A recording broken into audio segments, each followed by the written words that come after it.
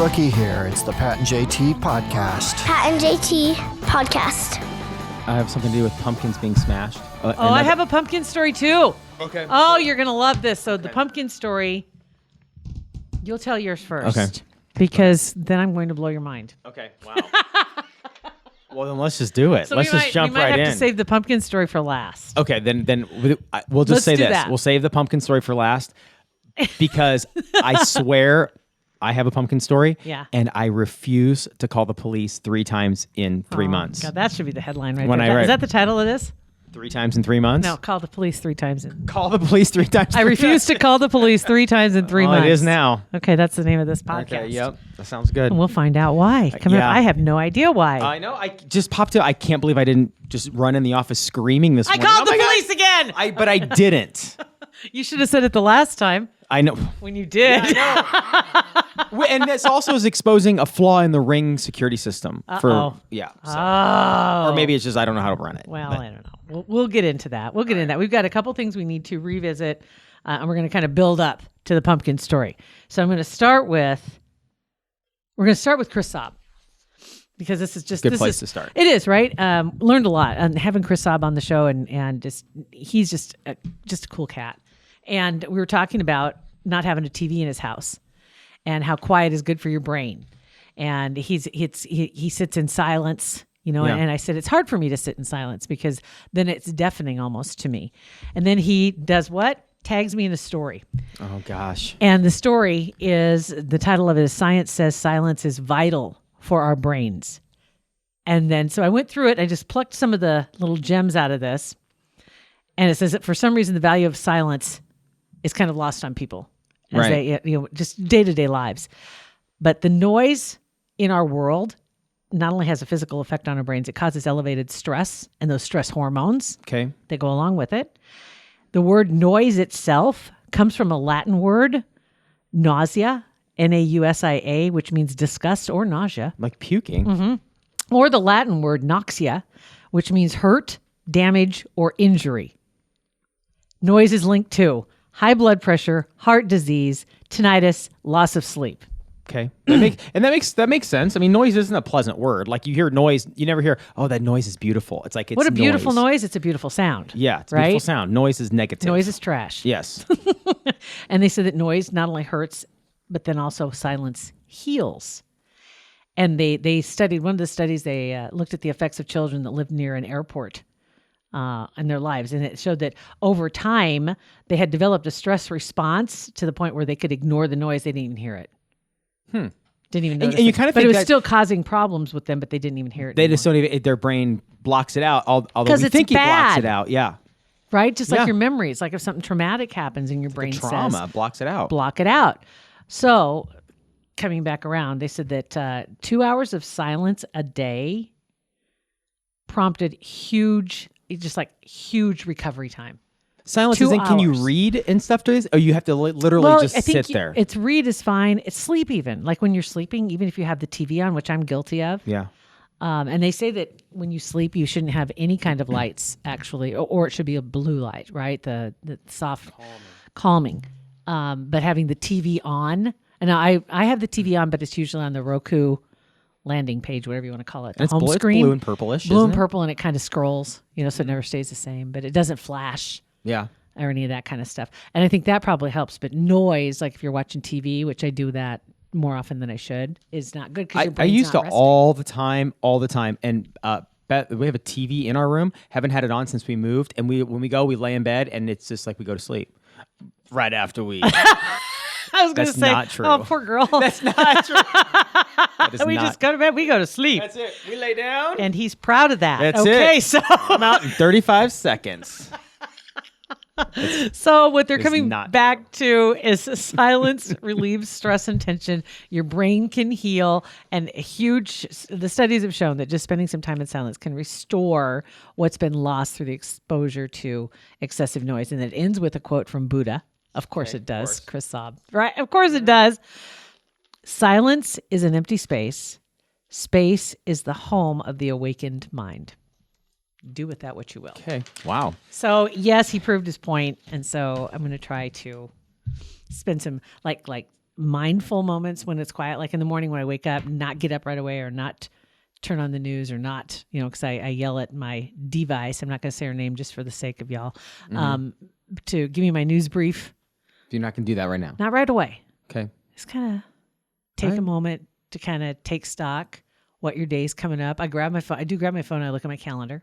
I try to not look at my stupid social media when I'm in bed. It's like you're waking, you're like, oh, what's going on Twitter?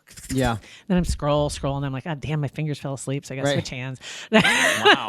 And I've got one of those little knobs on, not the knob, not the popper, but the ring. Yeah. So I can put the ring on my finger, so if I do move it, I can let go of it, and it does. Oh my gosh. How lazy can I get? I tape, basically you tape your phone to your finger so you can hang it so it doesn't fall over. Oh my gosh. That is awesome. Basically. So I'm going to try to get away from that. So be a little more mindful of my quiet time. Then I got a bunch of people sending me DMs too about they wanted the concoction and the formula for the spider. Yes. I saw. I tried to tell Beth about it. I completely forgot. We did you it see yesterday. Okay, I made a post on. I may have to tag you in it. Okay. She had asked me directly, and I responded directly. The article that I was referring to actually got picked up by another article that was just posted yesterday. Oh, and so it's gone viral with talking about the spiders and using this this concoction to get rid of spiders. And somebody else added to it, not only about the citrus or mint is what we were talking about, was mint is a great natural pest repellent, spiders, bugs, all that good stuff. But some other ones just to throw them out there for you. The number one is white vinegar. Is that Yeah. But then the miracle house juice smells like pickles. I love vinegar smells kind of cleanish, but then it smells like pickles too. It does if you overdo, definitely. But trust me, spiders hate vinegar. Okay. Just so you know. Citrus, and I brought in some today. That's a mix of an orange essential oils, peppermint, and tea tree, with a half a cup of water. I put about 15 drops of each. And that's what mine is, because we had ants. And it worked. It got them out of wherever they are. They didn't like it at all. And just a couple others that are on here: cedar blocks, chestnuts, and then the last one I loved said, "Don't let them in the first place." Right. Okay, so I mean that's a foolproof way. Highly helpful. So appreciate that. And then finally, the Ashland UFO story. Oh yeah, that we were talking about with Josh. Was it Josh? No, it was the Paranormal Dads. Yeah, we're talking about that, and so I actually tracked it down, and they were pretty much dead on about it. It happened in '67, and for those of you from Ashland, I haven't posted it yet, but now maybe we can. Just since we're talking about it, we'll be able to. We'll just post it. I'm just curious what memories are. Dad remembered something about it, but. But it was a Ashland police officer. His name was Herbert Shermer. And I know Shermer's, the family, but he was the new police officer in town, just like they said. And his claim was back in '67, aliens stopped by in Ashland and brought him on board their ship. And so it's pretty darn close to the story that he was talking about. He said that the guy that wrote about this actually was a comic book author. He talked about that too, and took the accounts and made a comic book out of it. And so it's kind of interesting that I'd never heard about this. And sadly, Shermer has passed on.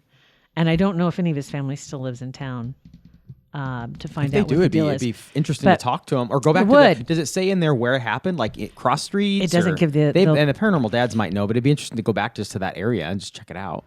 I would love to know. It's probably developed by now, I would assume. I'm sure that so long ago. Developed. Okay. Or whatever. Ashland's a little bigger than it was in '67. I will give it that. But it may, anyway, we know the skyline's pretty much the same. Right. Yeah. Okay. Right. Okay. Anyway, there are some people out there that said that they heard the story from other people, and it was very similar to the story that this guy got from the police officer. And they said that almost identical when people drew them. They're almost identical representations. Wow, that's cool. And that there was that blip in time that he couldn't account for, and that's why they think he was taken on board the spaceship. That's like a common theme in those things. Is there's just this block of time that nobody saw the people. They didn't experience anything. Boop, and gone. Yeah. Along that line, before we get to the pumpkin story, I want to thank Krista. She sent in a really cool story which had it's a onlyinyourstate.com. Yeah. Oh, yeah. That's a fun website. And it listed a spooky road trip for Nebraska. Oh, I saw that. That was cool. They actually have like 4 or 5 links in there. And we might go through a couple of these while we're heading through October. One of them is abandoned towns. And one of them is about an abandoned cemetery. And I know where that cemetery is. And the story behind it about the, what do I want to say? It was a lynching of a white woman that happened. And it was in Clay County. And you know where the cemetery is? I know where it is. And I know some people that live in this town that no longer exists as well. We'll take a look at that. Creepy. But the spooky road trip that she sent us starts in Sydney. And I just grabbed some of these to kind of see what it was about, what was going on, since we're in October and we like talking about ghost stories. In Sydney, you can go to Fort Sydney Command Quarters. And apparently there was a woman who was carrying a load of laundry to the basement in 1885, fell down the stairs, broke her neck. And now people hear her footsteps on the staircase to this day. That's one.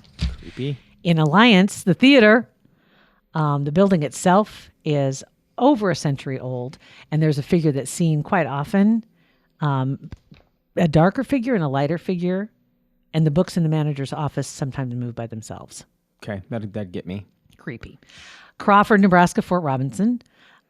There was an event there between the Indians, the Sioux and Cheyenne Wars, and they say that people still hear the hoof beats when horses are running, and there are no horses. Kind of like the train Yeah. that Josh Hurd was talking about. Yeah. And no, there's no train. Wandering ghosts of soldiers and Native Americans. And they're not there. Nope. Old Main Street Inn in Shadron. They said a great place to spend the night. They have a couple ghosts named Jack and Anna, and they're pretty friendly. They're pretty friendly until they're not. Until they're not. In Valentine, they have Centennial Hall Museum, which is formerly an elementary school. So right off, we got kid ghosts. Yeah. Right? Pat's favorite. Hate them. They said, be sure to look in the windows and don't be surprised if you spot the spirit of a little girl that's said to haunt the building or hear the clarinet music she plays. Ooh.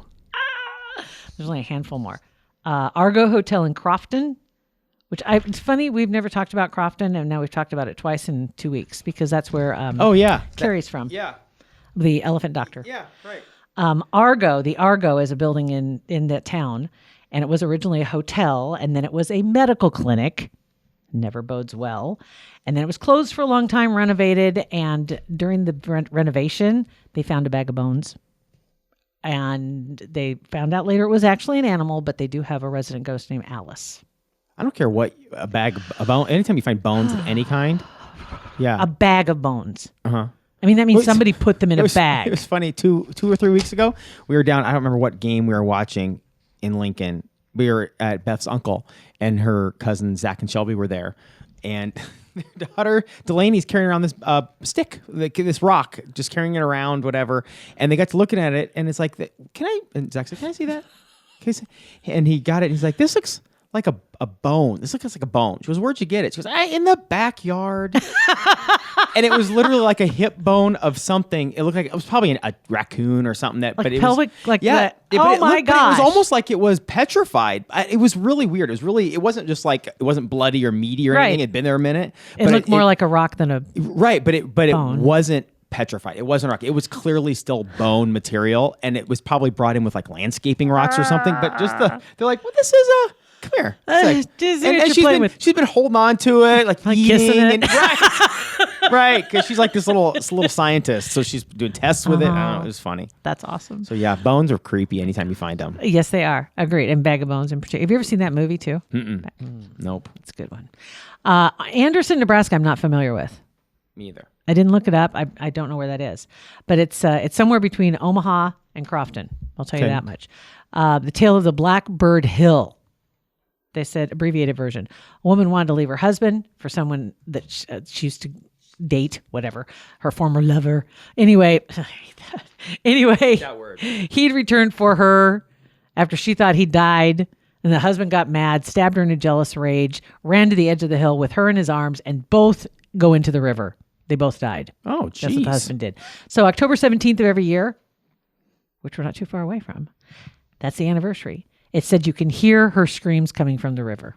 Ew. So if you want to head up to Anderson, you got time. Listen for ghost screaming. Omaha makes the list with Hummel Park. Hummel Park's scary. Haunted or not, Hummel Park's just scary. Yep. Lincoln makes the list with the Capitol building. One of the stories they talked about were where you can hear, the visitors have reported hearing the screams of a man who had fallen to his death many years ago. Oh, really? I never heard that before. Huh. And I wonder if you're falling like that. I wonder if you would even have the ability to scream, When you would just like you're falling, because when you're on a roller coaster, you don't really scream. It's like you hold your breath because you're falling so fast. So to actually scream when you're falling would seem kind of like it always in the odd. movies they're always screaming. Yeah, all the way down because you hear them. All the way down. Yeah. Nice sound effect. And there's apparently a spirit in the law library too. No deaths there, but something's roaming around. And then finally, the last one, which I got a real kick out of, is called the Speakeasy, and it's outside of Holdridge, Nebraska, in a little town that was called Sacramento. And Sacramento is no longer there. They think it was probably named after Sacramento, California. But the Speakeasy, I believe, still is there. And the owner of the restaurant that's there, it was a general store at one time in the 1800s. And the dad that ran the business finally wanted to leave. And he left and tried his hand at doing a business in Seattle. And one of his sons eventually came back and they got married and they've continued with the Speakeasy, which apparently they have a friendly little, I don't know if he's friendly. They have a ghost named Faceless Fred. I bet Faceless Fred is not friendly. Just saying. Probably not very talkative. No. Yeah, probably not. That's dumb. Anyway, but the Speakeasy, it appears, is still there if you want to check out Sacramento, Nebraska, outside of Holdridge for Faceless Fred. So that's just kind of like the nickel tour.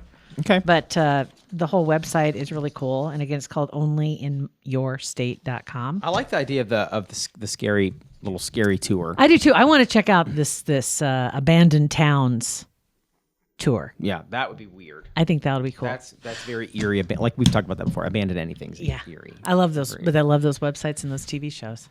But then again, I'm safely on my couch. Right. And we're sitting there in our underpants, in our sweatpants, watching this. Absolutely. We're good to go. We want to thank Kugler Vision for being a sponsor and a supporter of us through our podcast. Appreciate that. Absolutely. KuglerVision.com. Just a ton of information, super easy to navigate. It is definitely the epitome of user friendly. If you're looking for information about having any procedures on your eyes, if you have glasses or contacts, and you are considering the possibilities of not having contacts or glasses. I know I wish I would have done it way sooner than I did. One of the things that they pointed out talking to Stephanie at Kugler Vision that you don't really think about when you have glasses or contacts is every year you go get your eyes tested. Your eyes are constantly changing to begin with. And if you have a deficit, it's going to make a difference and they need to tweak it because you don't want to be looking through lenses that are not correct. That hurts. So you end up changing your prescription, which, well, I might as well get new frames because, now they're stylish, right? Right. So, whatever. And same with your contacts. So you're basically renting your vision. Which is it's a crazy, you think that's crazy, but think about it. It's true. It is. You really are. You're renting your good vision. And instead of renting it, you do it one time and it's yours. Seriously, the amount of money saved if you, just going in and getting the complete battery of tests done to make sure that everything's still on track and what my possibilities are moving forward. And you go in and you set your consultation. You set that appointment on the website. Let them know that you heard about it on the Pat and JT podcast, and then 2020 could be in your future. Right, and it could happen the same day. That's right. Very cool. KuglerVision.com. So pumpkin season, right? I walk out this morning. We have a Ring doorbell, and we get. I don't need to describe the Ring doorbells, right? So I walk out of the garage, leaving for the gym. It's probably 4:30. Do you guys check the video feed often? No, we get notified on our phone if there's motion. So, and we have it set to where if it doesn't notify us unless somebody rings. See, maybe you do it'll need keep to tell track us of about it. these things because I don't have a Ring. Oh, you can So, you can set the depth of how far you can get motion 50 feet away, 25 feet away, or on your porch. So it didn't know that there was a guy taking pictures of your house. Well, you know what? It actually I think we looked at that. Did we? Oh, be damn. I don't know. Okay. Yeah, I don't remember. I want to know too because we were both he was moving, and then also Beth walked out the front door, so it would have started recording at that time. So I don't know if she You checked might that or have not. him on there. I don't know. You can't really zoom in, and that's kind of to my point of this whole story. Is that it's hard to get really close up, especially at night. Okay. Okay. Back to your story. Okay. That's so this morning at 4:30, I wake up or I go out to go to the gym and open the garage door and I walk out and somebody had smashed a pumpkin at the end of our driveway. And first of all, I checked to make sure it wasn't probably ours. the person with the homeowners association. Probably Just sending saying. a message. Well, they didn't. What That's I when your wouldn't. thug HOA. That's it. Throw that little 5-pound pumpkin. And just so they know, Beth called him out. Like I took a picture of it that she could see the pumpkin. 'Cause I threw it away before she got up. They cracked the pumpkin. Like you could tell it was thrown in the street, but it's Right. like, come on, dude, if you're gonna smash a pumpkin, smash a pumpkin. Right. So anyway, I see this pumpkin and I'm like, well, this is odd. So I go and I decide to get on the Ring doorbell to see if there was motion. And I see that in like I don't know, there was random people driving by all night. But then I noticed one at like 2:45 in the morning, and I click on that one and I see this car drive into our cul-de-sac, and it goes, I'm thinking, this has got to be it. And they drive around, and Bennett's car's in the street, and the pumpkin was kind of to the back, like it hit by Bennett's car, but then kind of rolled a little bit toward past the trunk. Okay. And I see this car pull up on the video, and it stops next to Bennett's car. And I'm thinking, this is it. I'm going to see it. And it's like just sitting there. And sitting there. Oh, that's creepy. And sitting there. And then I realized sitting there, and I'm like, okay, but the video had stopped. So it really wasn't sitting there that long. But this is my whole point, is that, first of all, I hate it's just dumb to throw pumpkins, right? To break a pumpkin. It is. But it's like, are they sending us a message? Are they wanting us to get out of the neighborhood? I didn't call the police. And also, Ring, why would you stop? There was clearly still motion. Why would it stop recording at that time? You see these videos on Ring, the guy that was folding up the American flag, the UPS guy. I mean, that was like a 90-second video, and that was a Ring doorbell. Does it like it'll go for so long, and then when motion ceases, it'll stop after 15 seconds? See, I don't. It's the video, and I'll have to show the video, bring the video up. But I think it's like 30 seconds or something. I don't know. Beth checked the settings, but there is no setting for like continuous recording, and you can just roll back. It starts recording and records for a finite amount of time. So I don't know if there's a way, like a Is this in higher the cloud? plan. Why does it stop? I don't know, because we're probably not paying. It's probably like the premium ultra $50 Which doesn't a month cost plan. them any more to give you just unlimited. They just get more money from us. Well, that's why we would be terrible. access. I was going to say that's why we'd be terrible business owners as we sit in our own business. Because we just give it all away. Give it away. Yeah. Why don't you just do that? It's the same difference. So I zoom in, so you couldn't see the car. You get it. couldn't really see the color car. Yeah. You could see the car because the lights came on when they stopped by Bennett's. Okay. Bennett's car. So I don't know. It was just odd. Interesting. It's just creepy when there's It other is. people outside your house, like is. sitting there and was it geared towards him? Was it just a random thing? Random. Is it? I've come home when people are parked in front of my house and on a cul-de-sac, and I know they don't belong there. And there was for quite a while, actually. There was a woman who, when I came home, she'd be parked in the cul-de-sac, and it was like drive time. Ooh, And yeah? she's just sitting there on her phone, just like, and I'm thinking, okay, maybe she just parks. I don't know if she's like calling somebody she's not supposed to, hiding from someone, or right, Yeah. but she would be there almost daily. That she would be in the park, parked in the cul-de-sac somewhere. Huh. She doesn't live there. And then the other thing is, I'm really close to a couple, three churches, and so when there are big events, the overflow will be in the parks cul-de-sac in every spot that's possible they're parked in. So to see rando cars in those situations, but otherwise, usually Yeah. cul-de-sacs are kind of off the beaten you path. kind of know when you walk out the door who's supposed to be there and Yeah. who's not supposed to be there. And so, yeah, it is a little creepy. Yeah. All right. My pumpkin related story. Yeah. What is that? There, I need my glasses. Hold on. I know my little, I printed it in 8 font. Oh, actually, yeah. Sometimes Or that 8, not accidentally just font, but happens. 8. 8 point whatever. Whatever it is, it's Yeah. supposed to be in at least 10, maybe 12. Okay. I'd say that's a 16. Whatever. Anyway. When you have a 18 line text and you have to swipe 4 times because the font's so big. That was by accident. Yeah. That was purely by accident. It's Yeah, not- your emojis they're are the size of 50-cent pieces. My So glasses I are gotta 0.25, so back off. All right, so here's the deal, because it is pumpkin season. And I know this is going to break some people's hearts. when they find this out. But because it is pumpkin season, people are making all kinds of pumpkin desserts and every other kind of favorite fall dessert. And you go buy your canned pumpkin. Yeah. Hard to find this time of year, and especially as we get closer to obviously Thanksgiving. But just in general, I did not know this. It is not made from 100% pumpkin.